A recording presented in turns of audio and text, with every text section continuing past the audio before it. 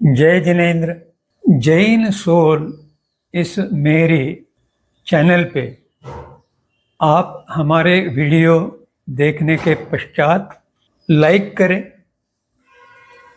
Subscribe करें और notification bell icon दबाएं, जिससे आपको हमारे वीडियो की सूचना सबसे पहले प्राप्त होगी।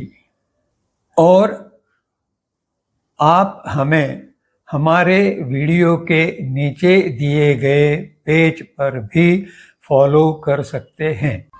जय जिनेन्द्र। विवेचन पद्धति में हम तंत्र इस मुद्दे पर विचार कर रहे हैं। कल हमने जीव के शरीर की चेतनामय और अचेतन व्यवस्था का कुछ अर्थ समझा। अब इस अर्थ को समझने के पश्चात हमें हमारे जीवन में ज्ञान प्राप्ति से और दर्शन प्राप्ति से हमारे बुद्धि का विकास होता है, और जब ज्ञान सम्यक होता है, उचित होता है, तब वह ज्ञान हमारे आध्यात्मिक विकास में उपयुक्त होता है।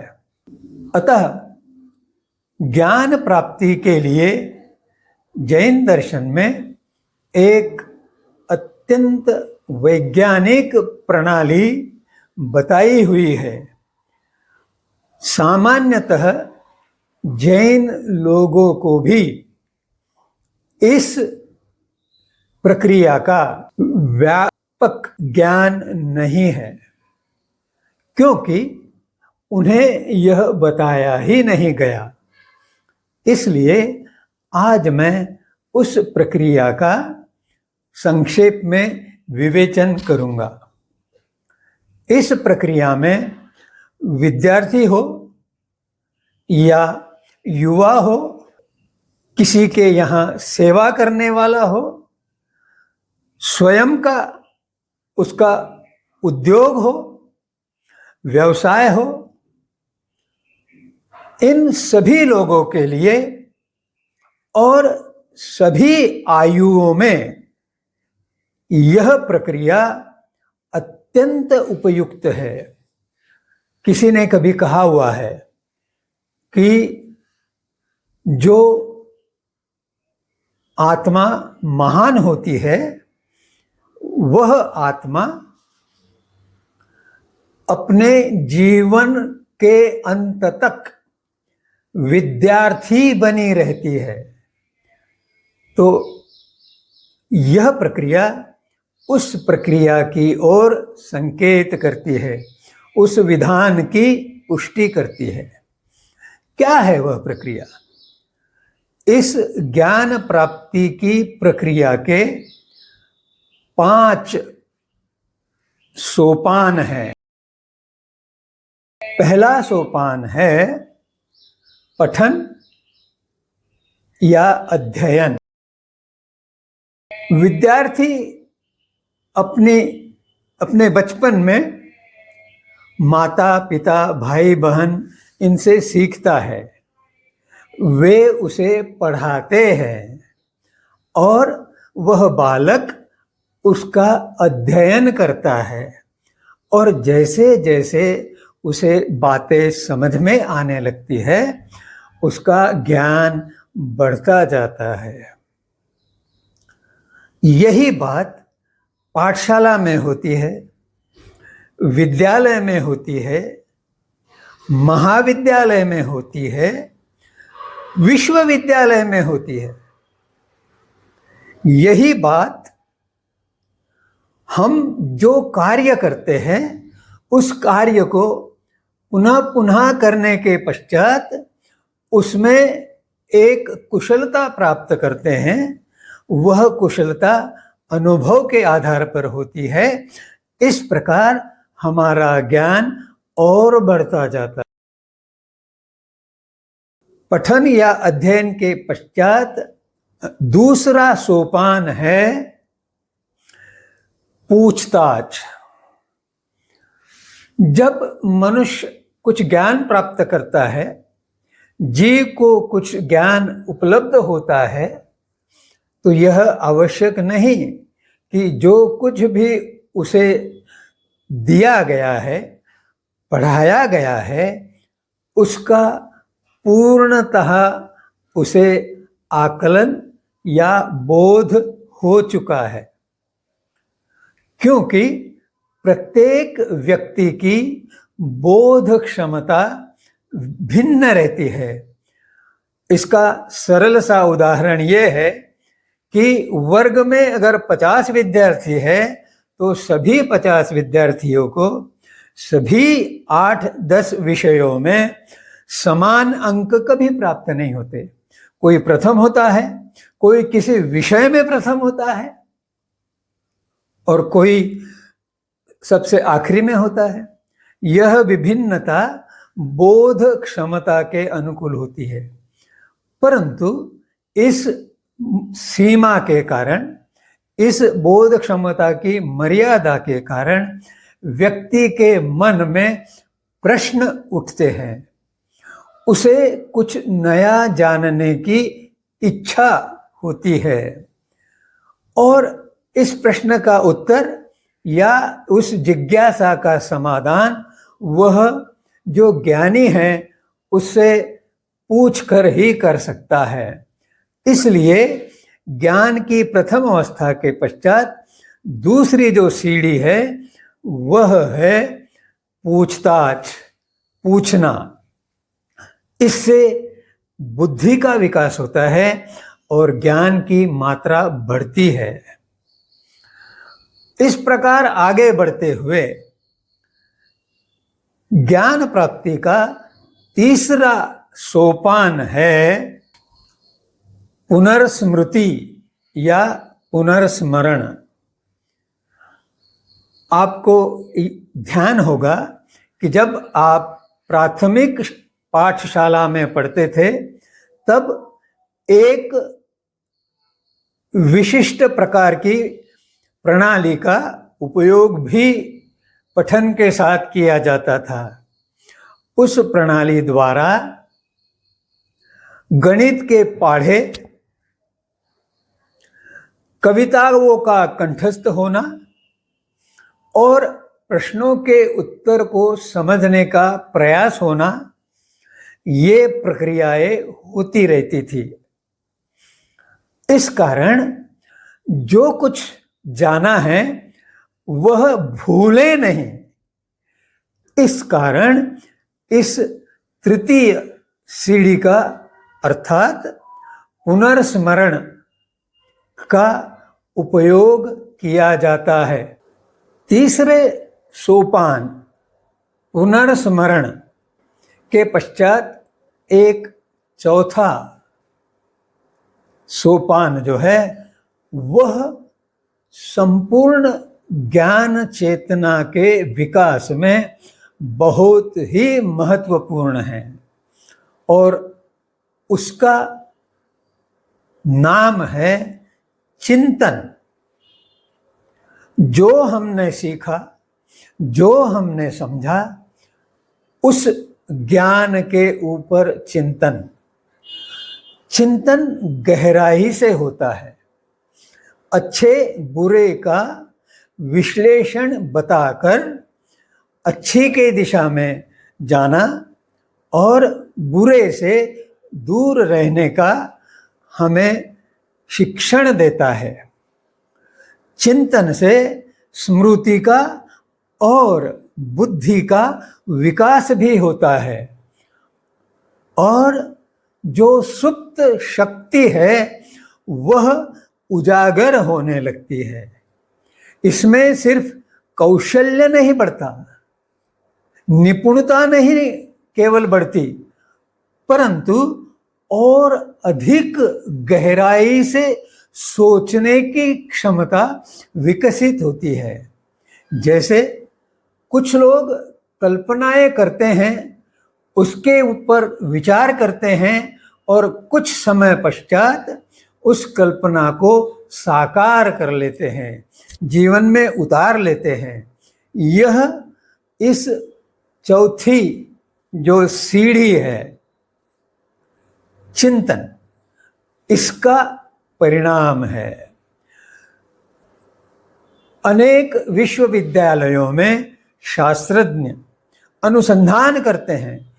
अनुसंधान करना, रिसर्च करना, यानी जिस विषय के संबंध में और अधिक जानकारी नहीं है, वह जानकारी अपनी बोध क्षमता से जानने का प्रयास करना, उसके लिए प्रयोग की योजना बनाना, प्रयोग के लिए आवश्यक सामग्री का विकास करना, फिर प्रयोग करना और प्रयोग द्वारा जो कल्पना विकसित है की है उसे प्रमाणित करना कि यह सही है।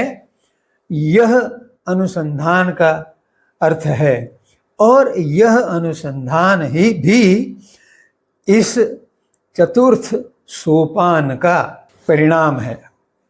और अंत में पांचवी सीढ़ी है जिसे कहते हैं कथन। अब एक व्यक्ति ने जो ज्ञान प्राप्त किया, तो जब वह किसी और को कथन करता है तो उसे यह तैयारी करनी पड़ती है कि मैं जो बता रहा हूं, जिनको बता रहा हूं, वे सभी इसे अर्थात उस विषय को सही प्रकार से समझे, इसलिए उसकी तैयारी करना कथन करने वाले के लिए आवश्यक हो जाता है। अगर ऐसा नहीं किया तो उस व्यक्ति का कथन बहुत ही न्यूनतम प्रतिशत लोगों को समझ में आएगा, तो उसका जो पुरुषार्थ है वह व्यर्थ जाएगा। अब अगर कथन करने वाला जो श्रवण करने वाले हैं उनके संबंध में, उनकी सुविधा के लिए, उनके बोध के लिए जब और अधिक गहन चिंतन करता है, चतुर्थ सीढ़ी का उपयोग करता है, तो उसका ज्ञान और अधिक गहराई में जाता है। वह सही से सत्य की ओर बढ़ता है। सही वास्तव में सत्य हो ही ऐसा आवश्यक नहीं। यह पांचवी जो सीढ़ी है उसकी यह लब्धि है कि व्यक्ति सही से सत्य की ओर बढ़ता है। और इस पांचवी सीढ़ी का और गहराई से चिंतन के साथ अर्थात चौथी सीढ़ी के साथ उपयोग करते हुए वह सत्य के द्वारा सत्य की ओर आगे बढ़ता है। वही आध्यात्मिकता की सबसे ऊंची पायदान है। अब इस जैन दर्शन की वैज्ञानिक ज्ञान प्राप्ति पद्धति का आधुनिक विज्ञान में किस प्रकार उपयोग होता है, जो कि अपूर्ण ही है अभी तक, उसका संक्षेप में उल्लेख करूंगा। शरीर का अगर स्वास्थ्य अच्छा हो तो हम क्षमतापूर्वक और तेजी से अपना कार्य कर सकते हैं। पर अगर क्षमता नहीं हो, दुर्बलता हो, वैचारिक स्थिरता नहीं हो, तो हम हमारे मस्तिष्क और शरीर का पूर्णतः उपयोग नहीं कर पाते। तो आधुनिक विज्ञान ने इसको कहा है शारीरिक शक्त्यांक, यानी फिजिकल कोशंट। इसके लिए प्रत्येक व्यक्ति को अपने स्वास्थ्य के प्रति जागरूक रहना चाहिए, अपनी आदतें निसर्ग के साथ तालमेल बिठाते हुए, पर्याप्त व्यायाम करते हुए और जीवन भर अच्छी आदतों का पुरस्कार करते हुए करना चाहिए, तब जीवन भर स्वास्थ्य अच्छा रहेगा।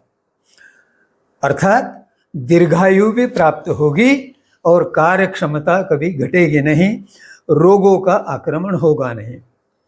दूसरा, बुद्धि का जो उपयोग व्यक्ति जीवन में करता है, विशेषतः विद्यालय में, महाविद्यालय में करता है, तो उसके लिए आधुनिक विज्ञान ने बुद्धि का अंक अर्थात आईक्यू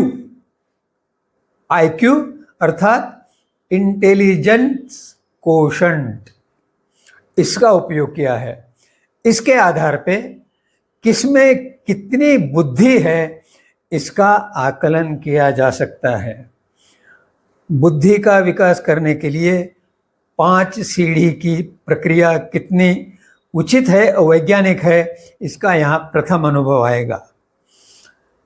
तीसरा, जो गत शताब्दी में विज्ञान में विकास हुआ, मनोविज्ञान में विकास हुआ, उसमें कहा गया भावनांक, यानी व्यक्ति की भावनाएं कितनी अच्छी है, उसे अंग्रेजी में कहा गया इमोशनल कोशंट अर्थात भावनांक।